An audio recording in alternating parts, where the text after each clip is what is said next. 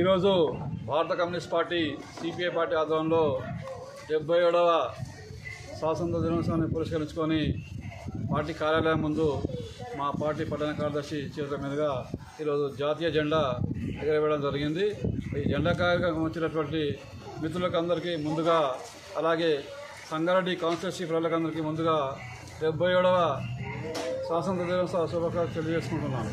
అయితే మిత్రులారా, ఈరోజు 76వ స్వాతంత్రాన్ని ముగించుకొని ఏదో 77వ స్వాతంత్ర దినోత్సవం మనం అడుగుతున్నాము. మరి ఈ 77 కాలంలో మనం ఏ స్థాయిలో ఉన్నామంటే, ప్రపంచవ్యాప్తంగా మనకంటే తర్వాత స్వాతంత్రం వచ్చిన దేశాలన్నీ ఈరోజు మనకంటే ముందు అభివృద్ధి పథకంలో ముందుకెళ్తున్నాయి.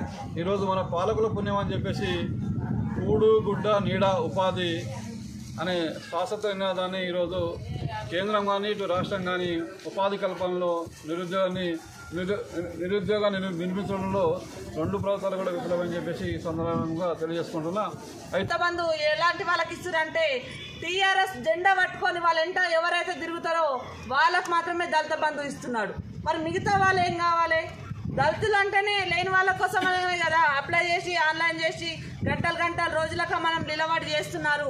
వాళ్ళకు ఇలాంటి ఏది కూడా పదవి ఇప్పుడు గుర్తుకొస్తుంది. ఎట్లా అంటే ఎన్నికలు వస్తున్నాయి, 2-3 నెలలు ఉన్నాయి కాబట్టి ఏదో ఒక విధంగా పేదవాళ్ళను వాళ్ళ మనసు దోచుకొని మళ్ళీ నేనే రావాలి, మళ్ళీ నేనే కొనసాగించాలి అని చెప్పేసి కేసీఆర్ ఆశపడుతున్నాడు. కానీ గతంలో ఇదంతా కూడా 4 సంవత్సరాల ముందు నుంచి ఆయన పదవులకు వచ్చి నుంచి చేసినుంటే ఆయనకు ఖచ్చితంగా మేము కూడా సపోర్ట్ చేసేవాళ్ళము.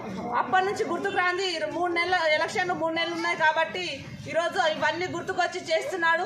అది కూడా ఎలా చేస్తున్నాడు అంటే, అది వారం రోజుల టైం పెడుతున్నాడు, 4 రోజులకే ముగిస్తున్నాడు. 15 రోజులు అంటున్నాడు, 5 రోజులు చేస్తున్నాడు. ఏమనంటే నెట్వర్క్ వస్తలేదా అని చెప్పేసి సడన్ గా ఆపేయడం జరుగుతుంది.